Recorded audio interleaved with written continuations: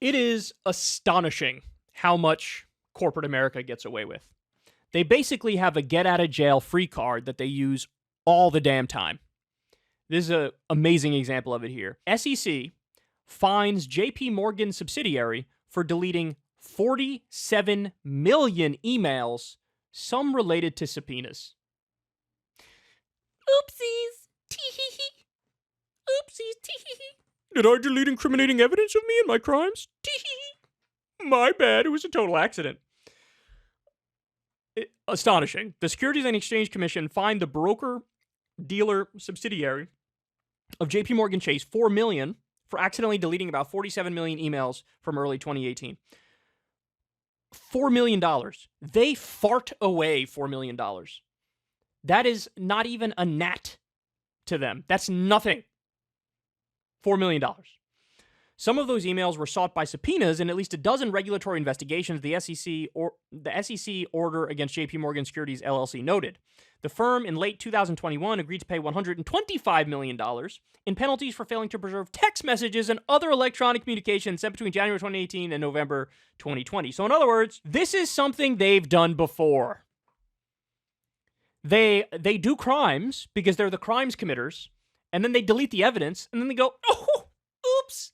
What a mistake. I'm sorry. We better make sure not to do this again. And then what happens? Little slappington on the wrist. Little slappington. Little slap. They probably net make more money from their crimes than they are fined on the back end. So crime is still profitable for them. The Securities and Exchange Commission fined the broker-dealer subsidiary of JP Morgan Chase $4 million for accidentally. Why are you taking their framing of it? Why on earth would you do that? This is the most dishonest garbage I've ever seen. You're not even going to put a little ounce of skepticism in there. Really, they accidentally deleted it. 47 million emails from early 2018, according to an administrative order Thursday. Some of those deleted emails were sought by subpoenas in at least a dozen regulatory investigations, but no longer could be retrieved. Oh, would you look at that? The SEC order against JP Morgan Security LLC noted, others, quote, could relate to potential future investigations, legal matters, and regulatory inquiries, the order said. The emails, which were accidentally deleted in 2019, were from and to about 8,700 email boxes, which includes those of up to 7,500 employees who had regular contact with Chase customers. Many of the emails were business records required to be retained pursuant to federal securities law, the order said. JP Morgan Securities consented to the SEC sanctions, which also censured the firm. The firm had submitted a settlement offer in anticipation of administrative proceedings related to the deletions, and the SEC accepted that offer. The SEC also ordered the firm to cease and desist from committing any future violations. You better not do this again. Don't you dare. Of the securities law requiring broker-dealers to retain for at least 3 years the originals of all communications. This is the third time the investment advisor has agreed to punishment for failing to preserve electronic records. Let me repeat that. This is the third time the investment advisor has agreed to punishment for failing to preserve electronic records. I'm going to put this as simply as possible, y'all. I think it's time to start putting some of these people in jail. This is part of the problem with our system, right? It's like you throw the book at low-level criminals. You do. You throw the book at, somebody robs a convenience store. No, I'm not saying that's good. I'm not saying there shouldn't be punishment for that. But they do throw the book at poor criminals. They do throw the book at people like that. But when it comes to white-collar crime, it's not even really considered crime. Like, every now and then they put a head on a stake, right? Bernie Madoff, for example. If you are a white-collar criminal and you steal from other rich people, your ass is going down. But if you're a white-collar criminal and you manage to be smooth in your ability to rip off regular people, you might eventually become president of the United States, right? You're close to the halls of power. You're rubbing elbows with the most powerful people in the world, and you are helping shape their agenda. And so I do not, by any stretch of the imagination, believe the idea that it's accidental, it's just a little oopsie whoopsie poopsie, my bad. Really? Then why'd you do it 3 times? Why'd you do it 3 times? How'd that happen? And what exactly was in this? Obviously, there was a subpoena over it. It had to be serious, had to be vis-a-vis crimes. But nope. In 2005, the firm paid $700,000 in penalties for not preserving electronic records from mid-1999 to mid-2002. $700,000. For them, that's absolutely nothing. They are almost incentivized to keep committing crimes if they make more money from the crimes. It's not almost, they are incentivized. JP Morgan spokeswoman Patricia Wexler declined to comment on the latest sanction. In its order Thursday, the SEC noted JP Morgan in 2016 began a project to delete from its system older communications and documents no longer required to be retained. All right. This goes on. You guys can read the whole thing if you want to. But look, this reminds me of when Barack Obama was president. We had the subprime mortgage crisis and the Great Recession. And what happened? They did a no-strings-attached bailout to the companies that were making terrible decisions. And then they bailed out these companies, and the people who made the terrible decisions that bankrupted their companies got bonuses. And they had the nerve to say, it's because we need to retain their talent. Retain their talent? They did a terrible job. They did a terrible job. Why would you pay them extra? They underperform, they fail miserably, and you pay them extra, and it's with taxpayer money? And this is the way it works. You can have, as Bernie says correctly, fraud is a business model on Wall Street. And they make a tremendous amount of money up front. Then when everything goes belly up, the taxpayers rush in, and they get a check from taxpayers too. It's a scam. It's a fraud. It's absurd the way that this works.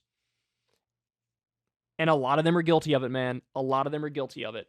You know, and go HSBC, for example, to bring up another bank, they were literally working with like the Iranian government, which is illegal, and drug cartels, which is illegal, and terrorist groups, which is illegal. I remember this story. It was everybody's like, Jesus Christ. They get away with all of it. Why? They buy the politicians do their bidding. It's like they don't have to worry about any sort of consequences, and when there are any consequences, it's a fine, which is less than the amount of money that they made from their crimes. Guys, you have to start locking up these criminals. You know, there's a lot of dialogue around should you be tough on crime or not. I always said, I am tough on crimes that I think should actually be crimes. I'm fine with being tough on murder. I'm fine with being tough on violent crimes. And I'm fine with being tough on white-collar crimes, which absolutely destroy regular people. I mean, how many people were kicked out of their houses because of the Wall Street criminals during the Great Recession? The bailout was from top down, not bottom up. It didn't trickle down to the people. People lost their homes because they were swindled into getting a home they couldn't afford by somebody who's going to make a short-term profit on it. If you steal somebody's car, that's a huge crime. You should go to prison, right? We're talking about people who are responsible for kicking people out of their houses. You know, hundreds of thousands or millions of people losing their homes because of their decisions, and they get to walk away scot-free. No problem whatsoever. No problem whatsoever. Deleting emails which would expose other crimes. Oh, here, pay a little fine and move on. No, time to start locking up some executives. You have to make an example of them to let them know you can't just keep getting away with this stuff, man. Because there should be a revolt. There should be a revolt. But of course, our government won't do that. Well, look, to be fair, like I said, the SEC was looking into them, and they just deleted the stuff. But you absolutely could, if you really wanted to, if you were to go through these big financial institutions with a fine-tooth comb, you would find, Jesus Christ, there'd be so many bodies buried there. You have no idea. It would be disturbing, the endless list of crimes that are being committed by all of them. So, but, you know, you won't hear a peep about this anywhere. And suddenly all the people who are tough on crime suddenly are not so interested in crime or being tough on it when the crimes are white-collar criminals. In many instances, the white-collar criminals are worse, let me tell you. All right, guys, that's the show. I love you all very much. Thank you, as always, for listening to me babble. You know I appreciate it. Everybody do me a big favor. Click like, click subscribe, click that bell icon so you get a notification every single time a video drops. That really helps in the algorithm. We do a lot better in the algorithm if you do get the notifications. And we're trying to keep growing, man. We want to keep our pedal to the metal. You know, we crossed 1 million subs not too long ago. Want to keep the pedal to the metal. By the way, shout out to Breaking Points, crossing 1 million subs. It's amazing. It's beautiful. Love to see it. They definitely deserve it. And very excited for Crystal and all the great stuff that she's done. But now I'm in a race with them, so the competitive side is coming out. So make sure I stay ahead of them, which I don't think that's going to happen. They grow at a much faster clip than I do. But hey, we can try. A brother can dream. So do me a favor, click subscribe if you haven't yet. Much love to everybody who supports this show on Patreon, everybody who supports this show on just YouTube. If you click the thanks button and you do a tip that way, that helps massively. And also, thanks to everybody who supports Crystal Kyle and Friends on Substack. Again, I'm super excited because we are going to be debating a libertarian presidential candidate this week on Crystal Kyle and Friends. Definitely subscribe. Definitely check it out. If you pay $5 a month, you get the video of all the interviews and you get them a day early. So you get them before anybody else if you do that, and you can see the video. Everybody else can listen for free a day later. Usually drops on Saturday. But a debate with a libertarian presidential candidate should be a lot of fun. I'm really looking forward to it. And that's all I got for you guys, man. Remember, you can always listen to the full audio version of the podcast, and you do that over on Spotify if you don't want to go video for video on YouTube. You know the deal. I've said all this stuff a million times, but I will talk to all of you lovely people tomorrow. Hey, y'all, do me a favor and like and subscribe. It helps out big time in the algorithm. Click the bell as well for notifications when videos drop, and watch that video on screen right now. You know you want to.